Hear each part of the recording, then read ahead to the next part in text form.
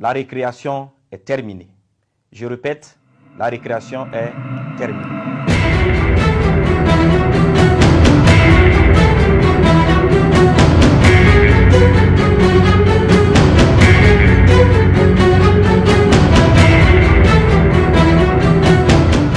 Spéciale est consacrée à une déclaration importante du ministre de la Sécurité. Nous vous proposons donc d'écouter le ministre Mamadou Sana.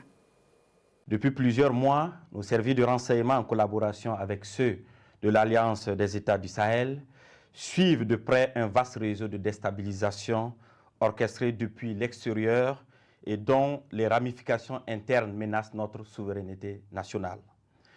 Nous souhaitons vous exposer les faits qui illustre l'ampleur de ces manœuvres ainsi que les actions résolues prises pour y faire face.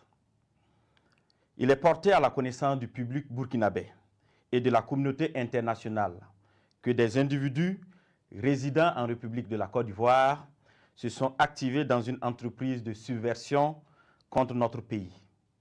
Ces acteurs du chaos, appuyés par certains services de renseignement de puissance occidentale, sont constitués aussi bien de civils de divers profils que des militaires et anciens militaires ayant quitté le territoire national pour participer à des opérations de propagande et de déstabilisation.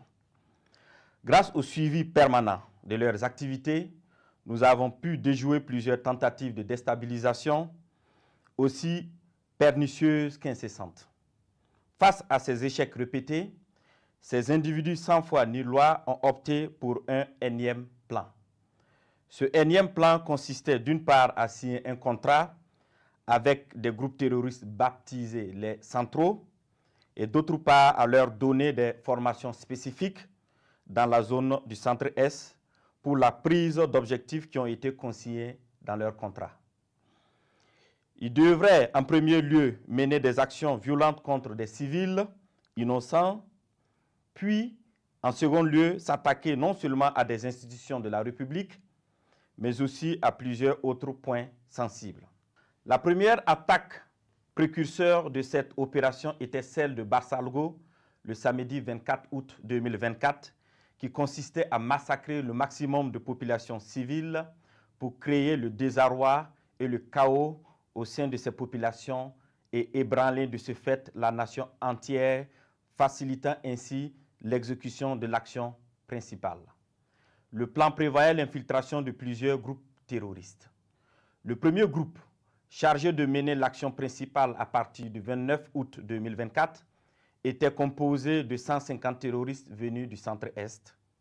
Ils devraient se diriger vers la zone de Sapui, puis remonter sur Ouagadougou en vue de prendre le palais présidentiel à Koulouba. Le deuxième groupe devrait attaquer la base de drones militaires pour empêcher toute riposte de nos forces. Le troisième groupe, venu du territoire ivoirien, avait pour objectif de mener des attaques dans la zone de Mangodara pour disperser nos forces combattantes. D'autres groupes devraient cibler l'aéroport pour bloquer tout renfort extérieur, notamment la pose de tout aéronef ami. Durant ces investigations, nos services de renseignement ont été alertés de l'arrestation de 2 individus suspects sans papier d'identité à un poste de contrôle à l'entrée de la ville de Niamey le 29 août 2024. Après des auditions rigoureuses, ils ont révélé être accompagnés d'un certain Akouchi qui avait déjà passé le 10 postes de contrôle. Ce dernier a été arrêté plus tard, le lendemain, le 30 août 2024, à la gare Rimbo, à Niamey, alors qu'il tentait de s'échapper. Des vérifications d'identité faites, il s'est avéré que le dénommé Akouchi n'est rien d'autre que le commandant Ahmed Kinda, précédemment chef de corps des forces spéciales. Censé normalement être en stage au Maroc, il s'est révélé être le chef des opérations de toutes ces attaques tristement planifiées. Les 2 individus suspects se sont révélés être en réalité 2 chefs terroristes, nommés Ousmane Abdoulaye et Amadou Idrissa. Toutes ces arrestations ont permis de dénouer une grande partie du complot et de mieux comprendre les manœuvres visant à déstabiliser notre nation. Ils ont été transférés plus tard au Burkina Faso. Une opération spéciale antiterroriste a été dès lors immédiatement lancée en lien avec ces projets de déstabilisation. Les premières investigations ont révélé que ce complot était orchestré par des ressortissants burkinabés résidant à l'étranger, dont M. Aziz Diallo, ancien maire et député de Dori, travaillant actuellement en Centrafrique au compte d'un organisme international. Il est l'un des cerveaux présumés de cette conspiration. Sous le nom de code Ahmed le Centro, il est en contact avec un groupe terroriste de l'État islamique au Grand Sahara, EUGS, à travers un de ses oncles installé dans la ville de Dori. 2. M. Ousmane Moumouni Raouni Diallo, oncle de M. Aziz Diallo, ancien combattant de l'EUGS, ancien coordinateur des négociations avec le groupe terroriste sous l'ancien président Damiba. 3. M. Aziz Dabo, ex-agent de l'Agence nationale de renseignement ANR, en fuite, connu sous le nom de code Lionel. 4. M. Abdoulaye Bari, connu sous le nom de code Le Voyageur. Il est le lien entre les puissances occidentales, les terroristes et la partie militaire. 5. Un certain Serge Maturin, journaliste nigérien d'origine ivoirienne, représentant Le Voyageur au Niger. Il a hébergé le commandant Ahmed Kinda la nuit du 29 août 2024 pour lui permettre de s'échapper et devrait faciliter également l'infiltration de tout le commando à l'est du Burkina Faso. M. Abdoulaye Bari lui avait demandé de garder par devers lui 4 téléphones satellitaires de marque Touraya destinés aux opérations funestes. 6. M. Djibril Yipene Bassolé, ancien ministre des Affaires étrangères du Burkina Faso. 7. M. Newton Ahmed Bari, ancien président de la CENI. 8. M. Alpha Bari, ancien ministre des Affaires étrangères du Burkina Faso. 9. Le commandant François Zungrana, alias César. 10. Le commandant Herman Zongo, qui renseignait sur les positions des vecteurs aériens et des mouvements de l'armée. 11. Le commandant Joanny Compori, ancien directeur général de la SONABI, qui recherchait des drones kamikazes. 12. Le colonel Zala, travaillant dans le système des Nations Unies en Centrafrique. 13. Le lieutenant-colonel Paul-Henri Sandaogo Damiba, alias le Patriarche, qui dirige le volet militaire de ce complot. 14. Le lieutenant-colonel D. Romeo Woba, alias Rodriguez, qui est le chef du centre des opérations à Accra. 15. Plusieurs autres officiers à l'extérieur du pays sur lesquels les investigations se poursuivent. Ces déstabilisateurs, en collaboration avec des complices à l'intérieur du pays, menaient des actions de désinformation massive et utilisaient des pratiques occultes pour s'aimer la confusion et la division. Plusieurs marabouts ont été consultés par M. Abdoulaye Bari, alias le Voyageur, qui s'est fait aider par le sergent-chef Tendano, alias Taylor, ancien élément des forces spéciales qui sera arrêté plus tard par nos services de renseignement.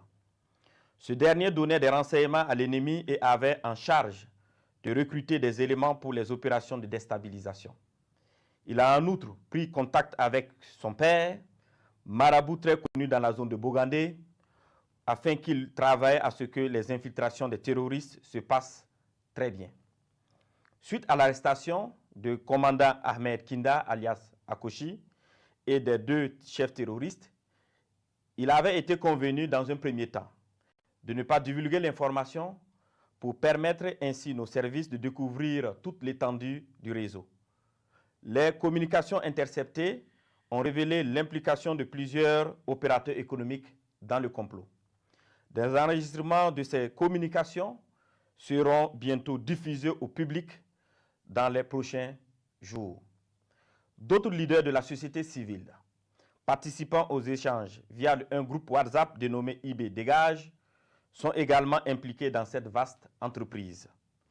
La plupart des réunions de planification se menaient au Ghana, dans le quartier Ashimota, à l'hôtel Jidi Lodge à Accra. Certaines autres réunions se menaient à Tamale, en présence de M. Abdoulaye Bari, alias le voyageur, et du lieutenant-colonel D. Romeo Woba, alias Rodriguez. Dans un second temps, il avait été convenu que le commandant Ahmed Kinda, alias Akouchi, le sergent-chef Tendano, alias Taylor, et les 2 chefs terroristes, accompagnés de l'une de nos équipes, montrent le site de stockage de leurs équipements et de leurs matériels divers. Ce lieu, sous la garde des terroristes à la solde du commandant, a été localisé non loin de la ville de Tenkodogo.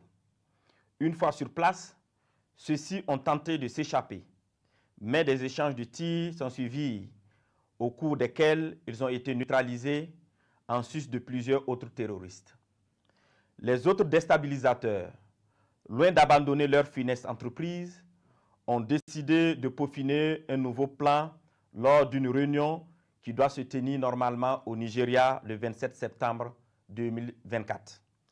Il s'agira pour eux de recruter de nouveaux terroristes, en sus de recruter 500 mercenaires en provenance d'un pays européen pour des attaques à grande échelle à Ouagadougou visant à semer la terreur. Toujours dans leurs prévisions, ils ont décidé de tuer tous ceux qui s'opposeraient à leur action en faisant référence aux populations dans le cas où elles se révolteraient. Ainsi, pour préserver leurs familles et leurs proches de toutes les représailles des populations contre eux, ils ont décidé que chacun d'eux exfiltre sa famille et ses proches avant le début de leur opération.